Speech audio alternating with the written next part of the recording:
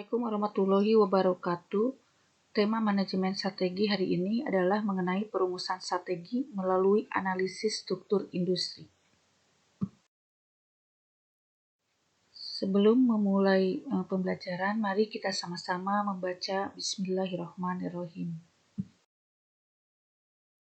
Perumusan strategi merupakan proses penyusunan langkah-langkah yang akan digunakan perusahaan untuk membangun visi dan misi organisasi, menetapkan tujuan strategis dan keuangan perusahaan, serta merancang strategi untuk mencapai tujuan tersebut dalam rangka menciptakan customer value terbaik.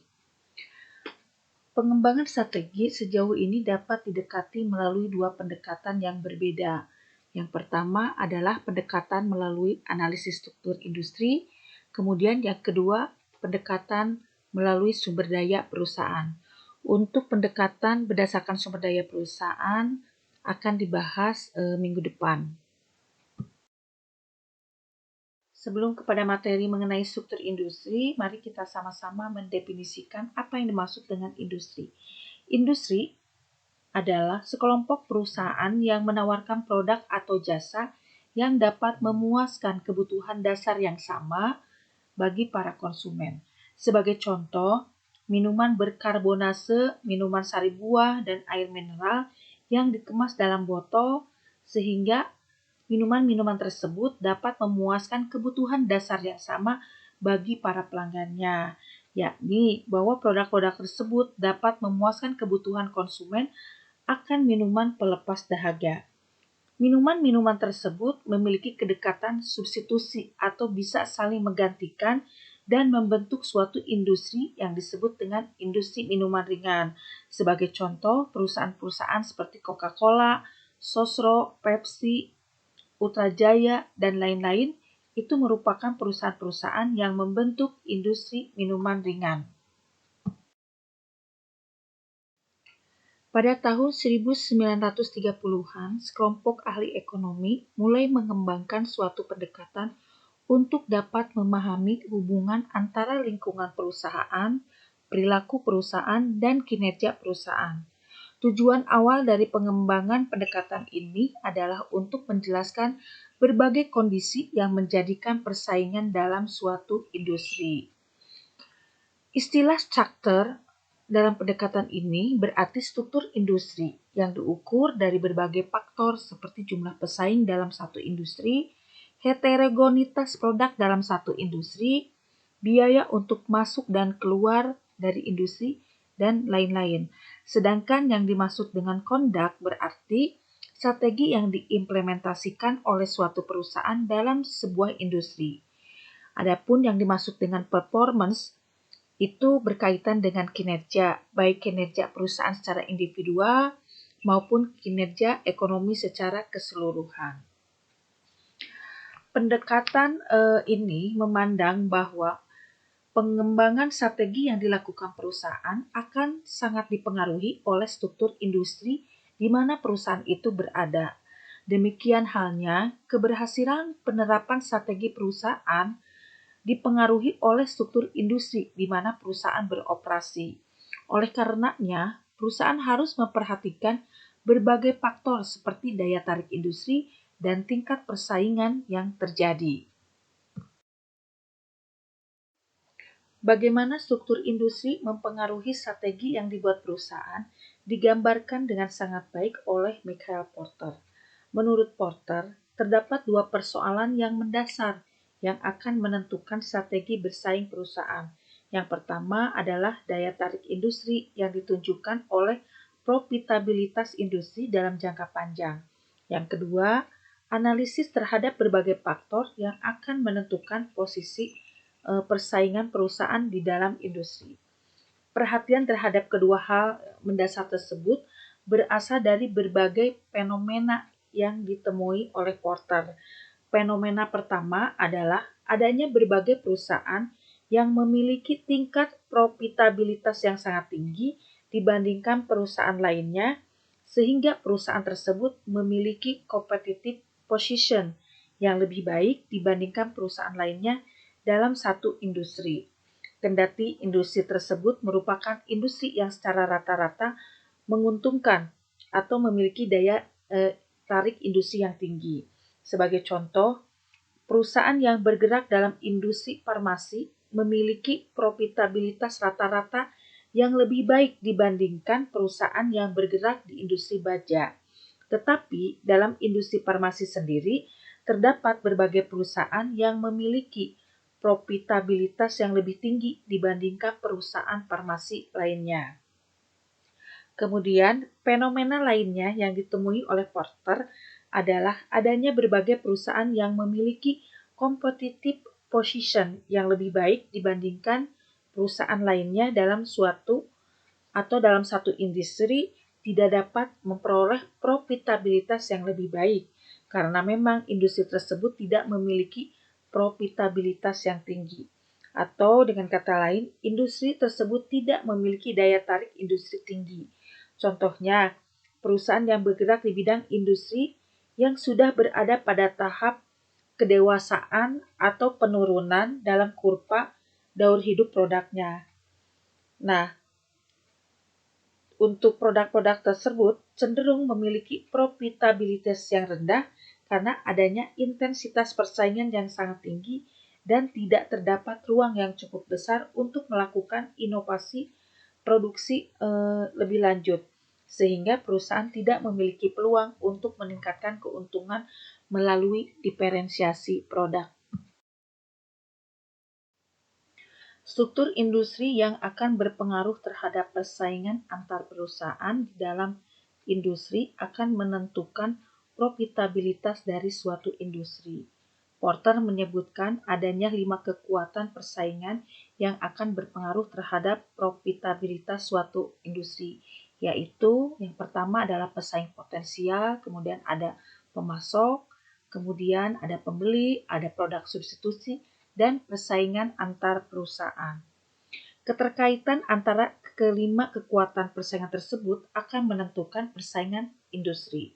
Kelima kekuatan persaingan akan menentukan profitabilitas perusahaan karena kelima kekuatan tersebut akan mempengaruhi harga, biaya, dan investasi yang diperlukan, di mana ketiganya merupakan unsur-unsur dari return of investment. Berikutnya yaitu mengenai penjabaran tiap-tiap elemen dari struktur industri yang dapat memicu persaingan dalam suatu industri. Yang pertama adalah ancaman masuknya pesaing potensial. Apa yang dimaksud dengan pesaing potensial? Pesaing potensial adalah perusahaan yang saat ini tidak bersaing dalam satu industri, tetapi memiliki kemampuan sumber daya untuk memasuki suatu industri apabila perusahaan tersebut berkehendak. Sebagai contoh, perusahaan listrik merupakan pesaing potensial bagi perusahaan telekomunikasi yang bergerak di pasar layanan telepon dan akses internet. Hal ini dikarenakan perusahaan listrik diberi hak oleh pemerintah untuk memasang kabel listrik ke rumah-rumah maupun perusahaan untuk mengalirkan listrik. Bila perusahaan listrik memutuskan untuk memasang pula kabel serat optik di sepanjang jalur yang menjadi haknya, maka perusahaan listrik dapat menjadi penyedia jasa telekomunikasi untuk pelanggan telepon rumah maupun perusahaan. Mudah tidaknya pesaing potensial masuk ke dalam suatu industri sangat bergantung kepada tinggi rendahnya hambatan masuk yang diciptakan oleh pemimpin pasar. Hambatan masuk merupakan berbagai faktor yang akan menjadikan pendatang baru harus membayar mahal ketika dia memasuki suatu industri. Semakin besar biaya yang ditanggung oleh pendatang baru, maka semakin besar pula hambatan masuk untuk memasuki industri tersebut. Sebaliknya, semakin rendah biaya yang harus ditanggung oleh pendatang baru, maka semakin kecil hambatan masuk ke industri tersebut. Sebagai contoh, menjamurnya Carrefour di Indonesia tidak terlepas dari adanya hambatan masuk yang rendah untuk memasuki pasar eceran di Indonesia. Di Indonesia, Carrefour diproyeksikan hanya membutuhkan kerugian 1 tahunan untuk dapat memperoleh laba di tahun-tahun berikutnya. Tetapi Carrefour tidak memiliki ruang gerak sebebas di Indonesia pada saat Carrefour memasuki pasar di Filipina. Di negara Filipina, Carrefour harus mengalami kerugian sekitar 4 tahun sebelum bisa meraih keuntungan. Hal ini disebabkan oleh kuatnya Asosiasi Perdagangan Eceran di Filipina. Hambatan masuk yang rendah akan mengakibatkan suatu industri mengalami penurunan profitabilitas dengan cepat karena semakin meningkatnya persaingan di antara perusahaan dalam satu industri. Sebaliknya, hambatan masuk industri yang tinggi diasumsikan akan dapat mempertahankan daya tarik industri untuk jangka waktu yang panjang. Elemen struktur industri yang kedua adalah daya tawar pemasok. Apa yang dimaksud dengan pemasok? Pemasok adalah perusahaan yang menyediakan input bagi perusahaan seperti bahan baku, jasa, dan tenaga kerja. Daya tawar pemasok menunjukkan kemampuan yang dimiliki oleh pemasok untuk menaikkan harga input sehingga akan menaikkan biaya produksi perusahaan. Pemasok yang memiliki posisi tawar yang kuat akan berusaha untuk memaksimalkan laba bagi dirinya yang mengakibatkan peningkatan biaya bagi industri yang bergantung pada pasokan input dari pemasok tersebut. Pemasok memiliki posisi tawar yang berbeda-beda terhadap perusahaan. Daya tawar pemasok yang menentukan syarat perdagangan tinggi akan merugikan perusahaan karena akan menaikkan harga input yang dibutuhkan oleh perusahaan. Elemen struktur industri berikutnya adalah persaingan antar perusahaan dalam satu industri. Di dalam industri sendiri terjadi persaingan antara satu perusahaan dengan perusahaan lainnya. Persaingan dalam satu industri menunjukkan perjuangan masing-masing perusahaan yang ada untuk memperebutkan pangsa pasar maupun pangsa pelanggan. Saat ini, perusahaan tidak hanya bertumpu pada peningkatan pangsa pasar, karena tidak semua pelanggan perusahaan merupakan pelanggan potensial untuk dilayani. Perusahaan dapat mengarahkan perhatiannya kepada pangsa pelanggan dengan mempertahankan pelanggan-pelanggan yang menguntungkan untuk dilayani, di mana perusahaan dapat memperbesar pendapatan penjualannya dengan menawarkan berbagai produk perusahaan yang memiliki margin tinggi.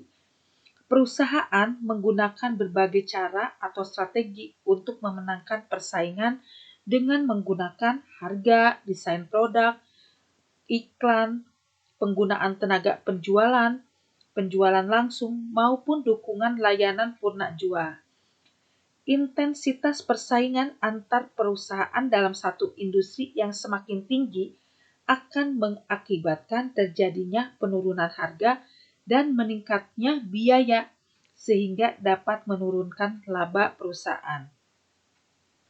Dengan demikian, intensitas persaingan yang tinggi antar perusahaan dalam satu industri merupakan ancaman terhadap laba perusahaan. Elemen struktur industri berikutnya adalah ancaman dari produk substitusi. Persaingan terhadap produk yang dihasilkan perusahaan tidak hanya berasal dari perusahaan yang memproduksi produk yang sama, melainkan bisa juga berasal dari perusahaan yang memproduksi produk yang memiliki kesamaan fungsi dengan produk yang dihasilkan perusahaan. Sebagai contoh, perusahaan bis yang melayani rute antar kota atau antar provinsi akan menghadapi persaingan dari moda transportasi lainnya, seperti kereta api, maskapai penerbangan, maupun perusahaan layanan travel.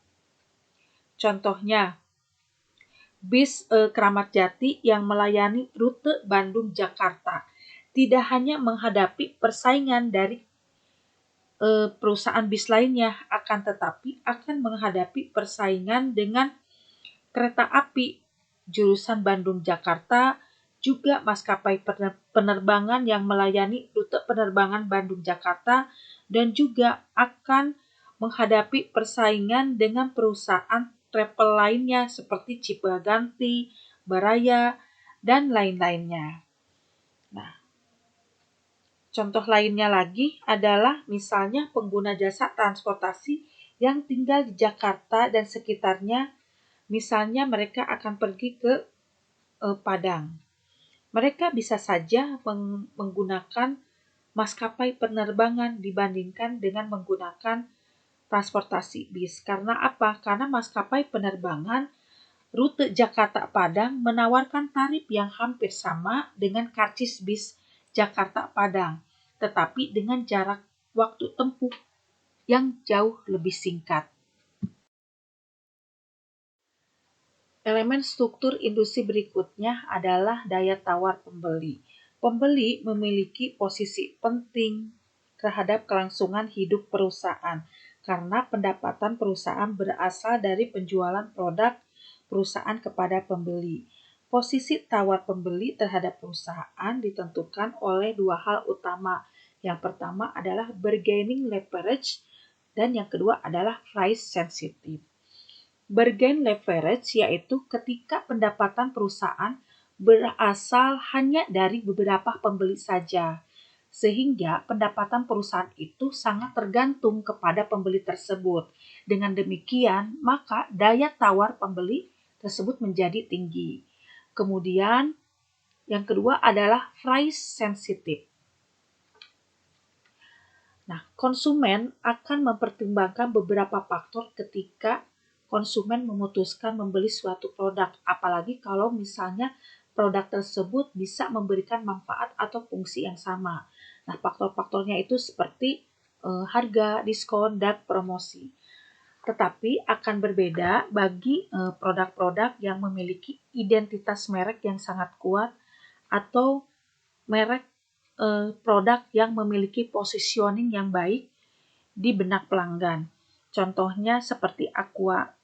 Aqua bisa saja menetapkan harga yang lebih tinggi dibandingkan pesaingnya dan konsumen bersedia untuk membayar harga tersebut karena Aqua dipersepsikan oleh konsumen memiliki kualitas air yang lebih baik dibandingkan merek air minuman dalam kemasan lainnya. Berdasarkan paparan tadi, maka kita dapat membuat suatu kesimpulan bahwa struktur industri akan menentukan kinerja industri secara keseluruhan.